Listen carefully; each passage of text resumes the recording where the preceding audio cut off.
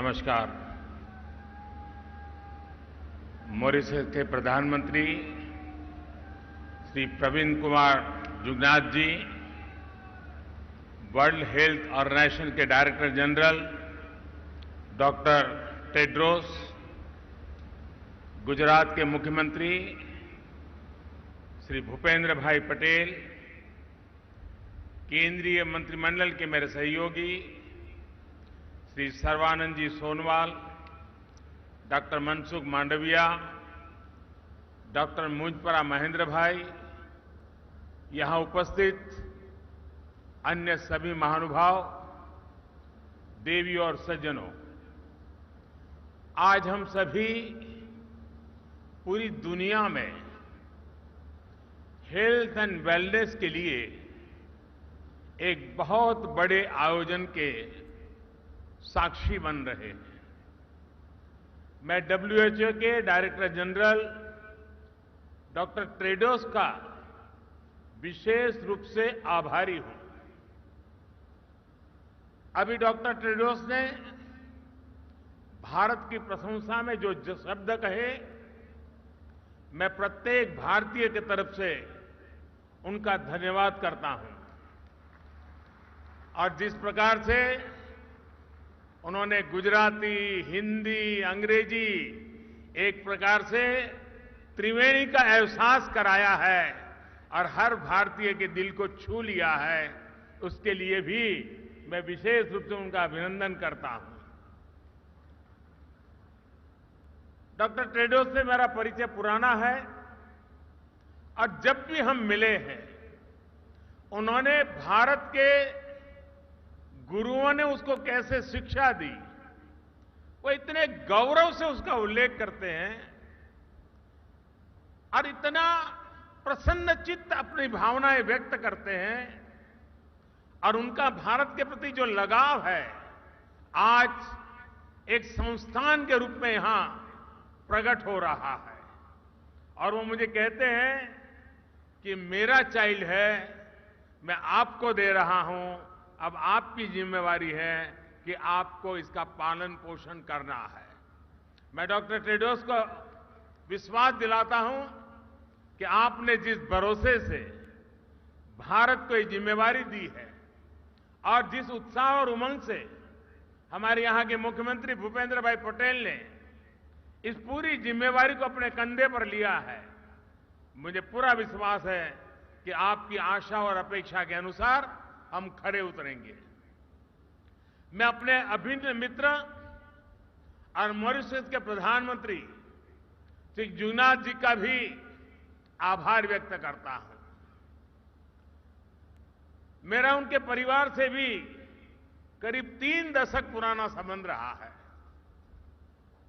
जब भी मॉरिशस गया, उनके घर जाना, उनके पिताजी से मिलना, उनके परिवार के सबसे संपर्क, 3 दशक का ये पुराना नाता। और मुझे खुशी हुई कि आज मेरे निमंत्रण वो मेरे होम स्टेट गुजरात में आए और उन्होंने भी गुजरात के साथ, गुजराती भाषा के साथ अपना नाता जोड़ करके हम सबका दिल जीत लिया है। अभी हमने बांग्लादेश की प्रधानमंत्री, भूटान के प्रधानमंत्री और नेपाल के प्रधानमंत्री के भी विचार सुने। WHO global centre for traditional medicine के लिए सभी ने अपनी शुभकामनाएं दी हैं।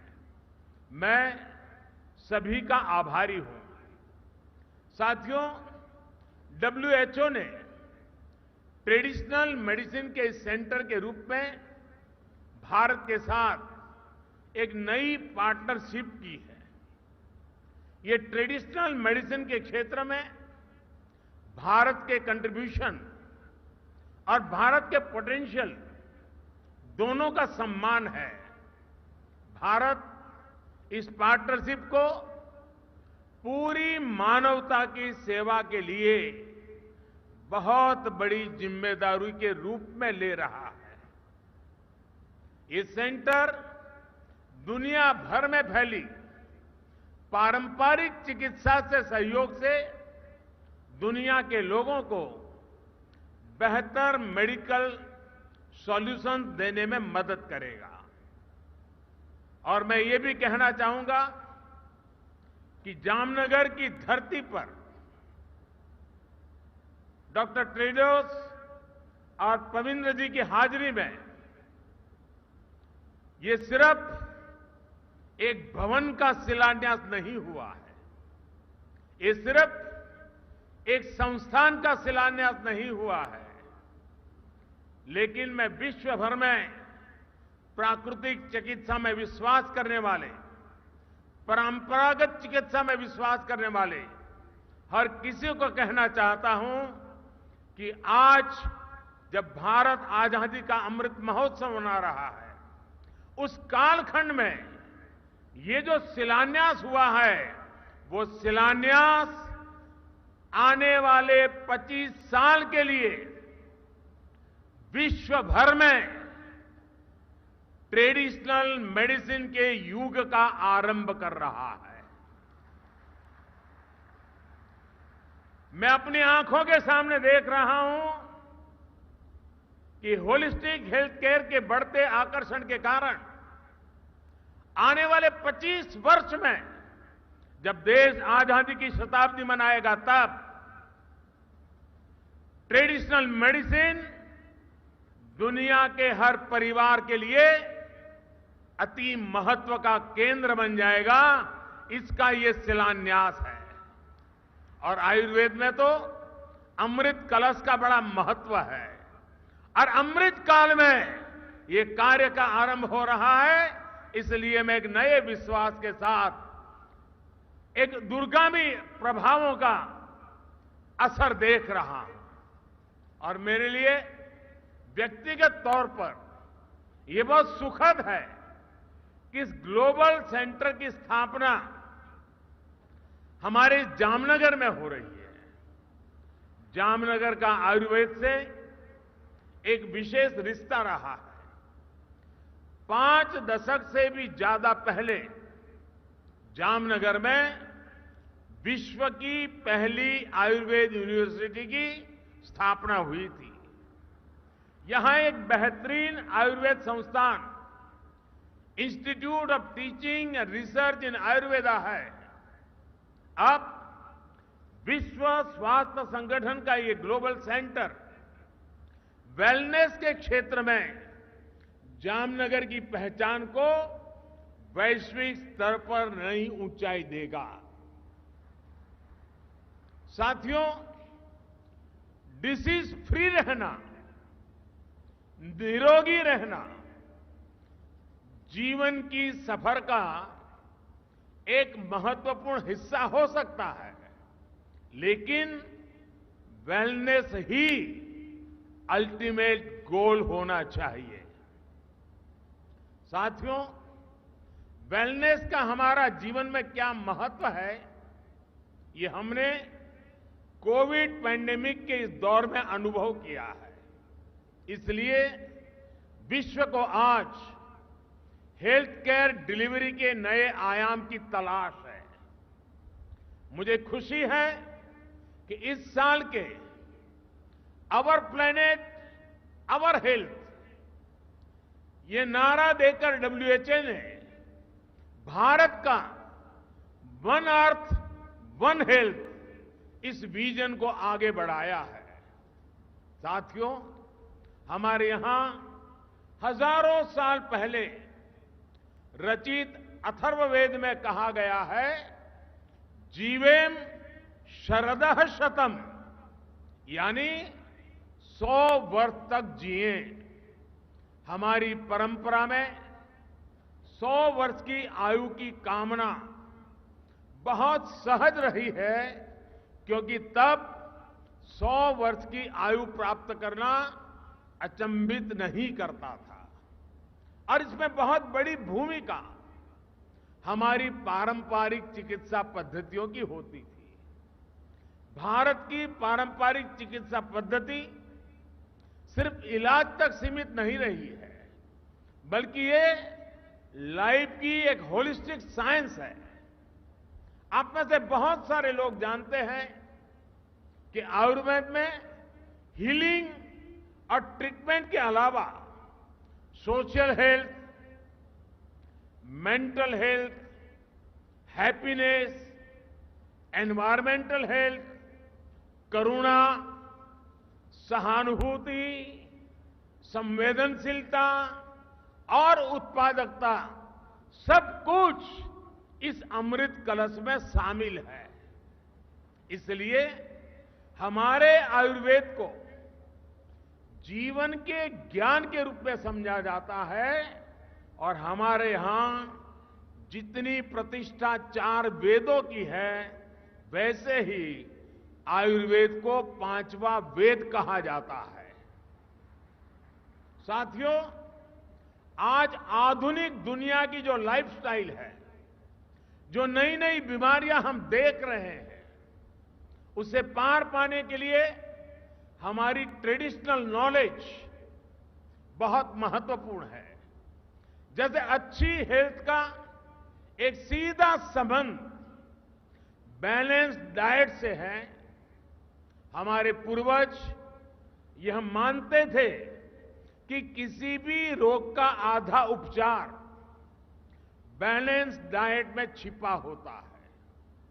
हमारी पारंपरिक चिकित्सा पद्धतियां इन जानकारियों से भरी हुई है कि किस मौसम में क्या खाना चाहिए, क्या नहीं खाना चाहिए। और इन जानकारियों का आधार सैकड़ों वर्षों का अनुभव है, सैकड़ों वर्षों के अनुभव का संकलन है। जैसे हमारे यहां भारत में एक समय था जब विशेष रूप से मोटे अनाज, मिलेट्स के उपयोग पर हमारे बुजुर्ग बहुत बल देते थे। समय के साथ हमने इसका उपयोग कम होते भी देखा और आजकल फिर से मिलेट्स की चर्चा बढ़ते हुए देख रहे हैं। मुझे इस बात का भी संतोष है कि मिलेट्स के उपयोग को बढ़ावा देने के लिए भारत का प्रस्ताव यूनाइटेड नेशंस ने स्वीकार किया है। वर्ष 2023 को इंटरनेशनल मिलेट ईयर घोषित करना मानवता के लिए बहुत हितकारी कदम है। एक्सेलेंसी, अभी कुछ समय पहले भारत में जो नेशनल न्यूट्रिशन मिशन शुरू हुआ है, उसमें भी हमारी प्राचीन और पारंपरिक विद्या को ध्यान में रखा गया है। कोविड-19 महामारी के दौरान भी हमने आयुष प्रणाली का व्यापक रूप से उपयोग किया। आयुष काढ़ा, इस नाम से आयुर्वेद आधारित काढ़ा खूब प्रचलित हुआ। आयुर्वेद, सिद्ध, यूनानी फॉर्मुलेशंस की ग्लोबली भी बहुत डिमांड देखने को मिल रही है। दुनिया के अनेक देश आज पैंडेमिक से बचाव के लिए ट्रेडिशनल हर्बल सिस्टम के उपयोग पर बल दे रहे हैं। साथियों, आयुर्वेद और इंटीग्रेटिव मेडिसिन के क्षेत्र में भारत के जो अनुभव है, उनको दुनिया के साथ साझा करना भारत अपना दायित्व समझता है। डायबिटीज, ओबेसिटी, डिप्रेशन जैसी अनेक बीमारियों से लड़ने में भारत की योग परंपरा दुनिया के बहुत काम आ रही है। अंतर्राष्ट्रीय योग दिवस के माध्यम से योग प्रचलित हो रहा है और दुनिया भर में लोगों को मानसिक तनाव कम करने में, मन, शरीर, चेतना में संतुलन कायम करने में योग मदद कर रहा है। योग के दायरे का विस्तार करने में भी ये नया संस्थान अहम भूमिका निभाए, ये बहुत आवश्यक है। एक्सेलेंसी, आज इस अवसर पर मैं इस ग्लोबल सेंटर के लिए 5 लक्ष्य भी रखना चाहता हूं। पहला लक्ष्य टेक्नोलॉजी का उपयोग करते हुए ट्रेडिशनल विद्याओं के संकलन का है उनका डेटाबेस बनाने का है। अलग अलग देशों में ट्रेडिशनल मेडिसिन की अलग अलग परंपराएं रही हैं। इस केंद्र में इन परंपराओं का संकलन करते हुए एक वैश्विक संग्रह यानी रिपोजिटरी बनानी चाहिए। ये केंद्र इन परंपराओं के जानकारों, मूल पद्धतियों के स्रोतों का अध्ययन करके भी उनका एक संकलन कर सकते हैं। ऐसा करना इसलिए भी जरूरी है ताकि अलग अलग देशों में मौजूद पारंपरिक चिकित्सा की महत्वपूर्ण जानकारी आने वाली पीढ़ियों को मदद करती है। साथियों, जीसीटीएम को पारंपरिक औषधियों की टेस्टिंग और सर्टिफिकेशन के लिए इंटरनेशनल स्टैंडर्ड भी बनाने चाहिए। ये आपकी संस्था का दूसरा लक्ष्य हो सकता है। इससे हर देश में लोगों का भरोसा इन औषधियों पर और बढ़ेगा। हम देखते हैं कि भारत की कई पारंपरिक दवाइयां विदेशियों को भी बहुत प्रभावी लगती है, लेकिन वैश्विक स्टैंडर्ड न होने की वजह से उनका नियमित व्यापार सीमित रहता है। इसलिए उनकी उपलब्धता अभी कम रहती है। मुझे लगता है कि कई दूसरे देशों को भी इसी तरह की मुश्किल आती होगी। इस ग्लोबल सेंटर को इसके समाधान के लिए भी काम करना चाहिए। WHO ने भी हाल में आयुर्वेद, पंचकर्म और यूनानी के लिए बेंचमार्क डॉक्यूमेंट तैयार किए हैं। इसका विस्तार किया जाना भी जरूरी है। साथियों, जीसीटीएम एक ऐसा प्लेटफॉर्म बनना चाहिए जहां विश्व की पारंपरिक चिकित्सा पद्धतियों के एक्सपर्ट्स एक साथ आए, एक साथ जुटे, अपने अनुभव साझा करें।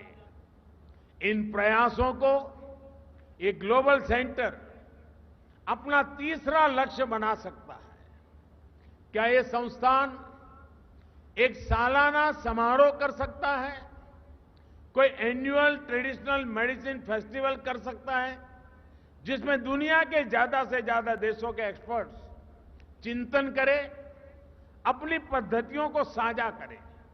साथियों, मैं समझता हूं इस सेंटर का चौथा लक्ष्य रिसर्च में निवेश से जुड़ा होना चाहिए। जीसीटीएम को ट्रेडिशनल मेडिसिन के क्षेत्र में रिसर्च के लिए फंडिंग को मोबिलाइज करना चाहिए।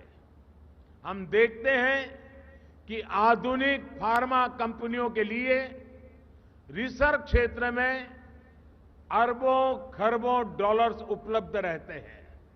हमें उसी तरह के रिसोर्सेज ट्रेडिशनल मेडिसिन में रिसर्च के लिए भी तैयार करने चाहिए। पांचवा लक्ष्य ट्रीटमेंट प्रोटोकॉल से जुड़ा है। क्या जीसीटीएम कुछ स्पेसिफिक बीमारियों के लिए होलिस्टिक ट्रीटमेंट प्रोटोकॉल विकसित कर सकता है जिसमें मरीज को मॉडर्न और ट्रेडिशनल मेडिसिन दोनों का फायदा मिले? अपने हेल्थ केयर सिस्टम में इन प्राचीन विद्यालयों के इफेक्टिव इंटीग्रेशन से अनेक बीमारियों से लड़ने में मदद मिल सकती है। साथियों, हम भारतीय वसुधैव कुटुंबकम और सर्वे संतु निरामय इस भावना से जीने वाले लोग हैं। पूरी दुनिया एक ही परिवार है और ये पूरा परिवार हमेशा निरोगी रहे, ये हमारा दर्शन रहा है। आज WHO जीसीटीएम की स्थापना से भारत की ये परंपरा और समृद्ध हो रही है। WHO का यह केंद्र विश्व भर में लोगों का स्वास्थ्य बेहतर बनाएगा। इसी कामना के साथ मैं अपनी बात समाप्त करता हूं और मैं अब दोनों ही मेहमानों का समय निकालने के लिए, इस समारोह को ऊंचाई देने के लिए, इसका महात्म्य बढ़ाने के लिए हृदय से उनका बहुत बहुत आभार व्यक्त करता हूं। एक बार फिर आप सभी का बहुत बहुत धन्यवाद। नमस्कार।